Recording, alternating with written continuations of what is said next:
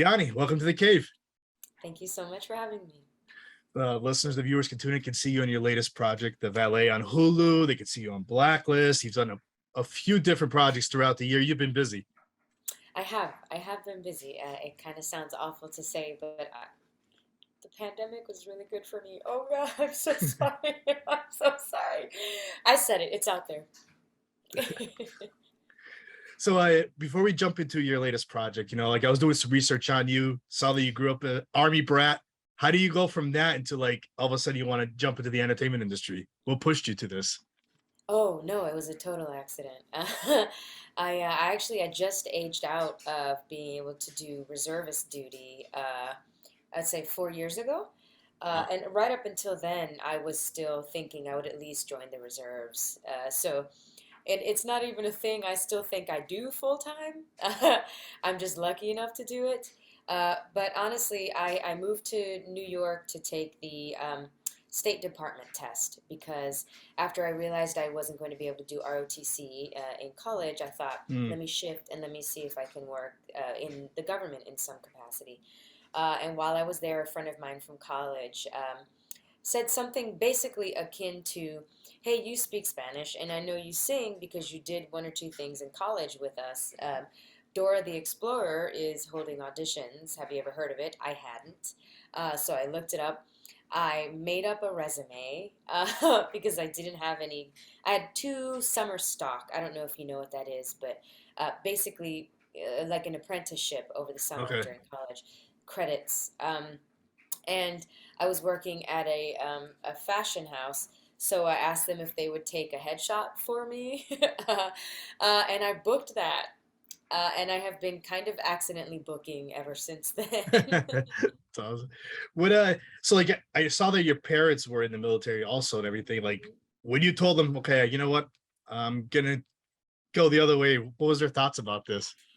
I didn't. That's the thing. I still don't know if this is technically my for real grown up job, but I think it took my mom a little while to because as I said, I was always either going to be in the military or I was going to be a JAG officer or Mm, I was going to work in a civilian life as probably an attorney or something like that. yeah. And my mom, I would say up until about 3 or 4 years ago, let's say 3 years ago, she would still constantly ask me, so when are you going to grad school? And so she still asks, and that's fine. Uh, but now it must be amazing, like when she tuned in, she actually sees you on different, projects that you've done the last few years. Yeah, I mean it's different now. I think now she thinks that I mean now that I love you mom, please don't hate me. Now that I like make more than she and my stepfather combined, I think Mm, it's a bit more legit. I think now she's like, "Oh, okay, this can be kind of a career." that's awesome. So what? So you pushed yourself. Now you're in the entertainment industry, and recently, I mentioned you had your latest film, The Valet. How did you get? How did you become part of this? Tell us the story behind that. You know what's funny? I know you've done plenty of these interviews, and I'm sure other people have really awesome and fun audition stories. Mine was totally normal and ridiculous. I was sent an audition because it was, the middle of the pandemic. I did it here at home. I sent in my video. I was asked if I could do a callback via Zoom. I did it, and then I booked it. There was, like you hear on TV or on shows and things, people are like, I had to wait months and I had to go in multiple times and screen tests. Wow, it Nothing. was that fast for Natalie, huh? Yeah, yeah, yeah. How did you prepare to play the role? Like, what kind of description were you given with the character? It's funny. The same thing with the audition. I was asked to audition for two roles originally, and then for Okay. the callback, I was asked to audition for a third role. So there was no preparation as far as the audition went. I just Mm, memorized my lines, and I was like, I hope they like me.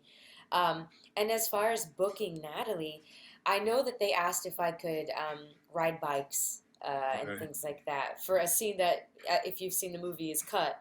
But besides that, honestly, Natalie is very much like me. So it was mostly just, are you a human? Can you pretend to fall in love with Eugenio Derbez? Yes. All right. Perfect. You have it. Did you like? So there was no challenges playing this character. You found it easy because like it was kind of like not playing yourself, but you said it's similar? Yes, I found it the most easy of probably anything I've done to this point in my career. Not because I didn't find it challenging in any way, but because I Mm, was the most at ease. I felt the most kinship to this character. She dresses a little similarly to the way I do, except I'm more of a like kids girl. I'm not a combat boot girl. Um, and we filmed it here in East Atlanta, which was literally I want to say like an 11 to 12 minute, 15 in traffic wow. drive. So I walked over to get a slice of pizza. I walked over to Insomnia Cookies to get some cookies. Like it was I felt the most at ease because I was the most at home. Mm. What did you enjoy the most about Natalie? What was your favorite like moment about her? I think my favorite moment, the scene that was cut. It's a silly scene. I hope it makes maybe the blooper reel or just deleted scenes reel. But I that she rode up beside.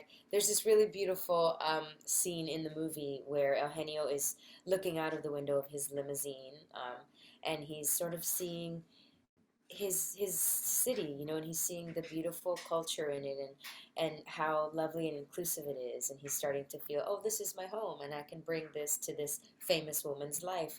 Um, During that scene, I at one point was supposed to sort of kind of crash it like very close to the limousine and be like, oh, it's Mm. you. You are going to this, and it just made me laugh so hard. Plus, I got to ride bike, which I really love doing. So that was my favorite sort of just time. And when we filmed that scene, we had a really lovely moment between takes where Eugenio was hungry and he ordered pizza for all of us, just kind of the cast, and we were just sitting backstage or in the bike shop, where my Natalie's bike shop, between takes, just chilling on pizza and eating insomnia cookies. Ugh, that's awesome. The Valet was like a remake from like a French film from 2006. Is there like any difference between these two films? Do you have you heard any stories? I wish I could tell you that answer, but I have never seen it. I feel it's a failing on my part, but I don't want to lie to you, Elias. Uh, what's been the reaction when family and friends tuned in and watched this? Because now it's been out for a few weeks. Mhm.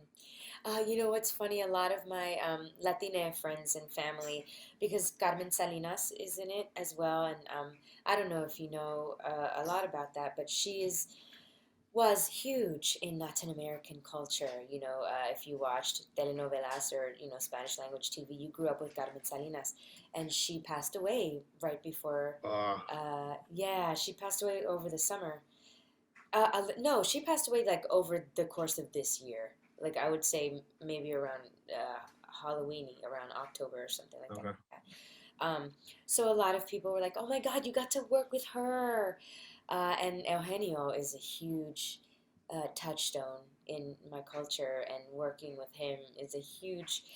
Saying it's a huge get or a huge boon kind of minimizes how much he Mm, means to me and to my culture, but it's quite a privilege that I got to work with him in this film. So, for the most part, a lot of people who've seen it and who've never seen me they've never seen me do any sort of comedy because I'm mm. sort of brooding and intense most of the time, or murdering people. Um, so they were like, "Oh my goodness, you're funny. You can be funny." And then my Latina friends and family, pointed out Eugenio and Carmen, and it's just been a wonderful gift in lots of different ways. That's awesome. Did they give you any advice? No, no, but it's so funny. I don't know how many people you've ever heard tell stories like this, but people who are not in the industry, I'm not sure what they think that this job is like or entails because oftentimes I will get, "Oh man, you were so good in that. Have you ever tried to do like a Tyler Perry movie or or you should talk to XYZ who films. Mm. You should try to get into a Marvel. They're filming there, right?" And I'm like, yes, yeah. Let me It, send a quick email. right, right. Nothing besides that, though. Well-meaning, absolutely, but not super helpful. Now, big difference between doing like a comedy movie and then Blacklist that you've been Oh working my on for a gosh, few years. huge difference. Huge difference. Also, it was, um, It's a very big difference, sort of going into a world that already exists, like the Blacklist. You know, relationships have already formed. Yeah. You're trying to figure out your character. You're trying to figure out what you mean in this world. But doing a movie, and especially a movie like Valet, it's me. It's a character I have discovered. I am Mm. creating. These are relationships I'm getting to form in real time. So it was not only different in that I got to be a lot closer to the me that I am, like talking to you today, to Yeah. doing the Valet, you know, and the subject matter is so very different. But even the day to day work life was different. You know, not I love Blacklist, and that's a very lovely and kind and thoughtful set. But it is not buoyant. It's not a buoyant set, you Mm. know, because it's such heavy material. The Valet was. I equate it to like a slumber party. So it was like I went to work at a slumber party for like two Yes. months. What's your favorite now? Like drama, Ooh. action, or comedy? Comedy is always going to be my favorite. I've been so lucky to do theater for a Mm. long time, and theater has allowed me to do a lot of comedy and do a lot of things that are closer to me. And film and TV had, for the most part, I'd had to take a departure from being the most me that I am or that I can be. So comedy allows me to be the most ridiculous and silly and not worried about looking cool or you Right. know looking badass. Comedy absolutely allows me to be sort of the most ridiculous version of me, which is the most apt version of me. That's awesome. Now, what's next for you now? Any other projects you're allowed to tell us about that you're coming out or you're working on? Next up, I am doing a theater piece, a play Okay. here in Atlanta at Actors Express called Desire Under the Elms. It's really different from anything else. um, and I have a couple of potential auditions in the works, and you know, a couple of readings of script that are public and things like that. But nothing film and TV wise right now that people can see. So you'll just have to make the trip to Atlanta. That's right. And last now, how can the viewers and listeners find you on social media so they can keep up with you? My handle on Instagram is Dionysaurus Rex. And I have the little blue check, so you'll know that it is me. My Facebook is for friends and family only, so that's really the only way you can find me. Yeah. That's awesome. Diany, I want to thank you for giving a few minutes today to talk about your career, the ballet, and everything. Absolutely, my friend. Thank you for having me, Thank and you. I appreciate, you know, the questions.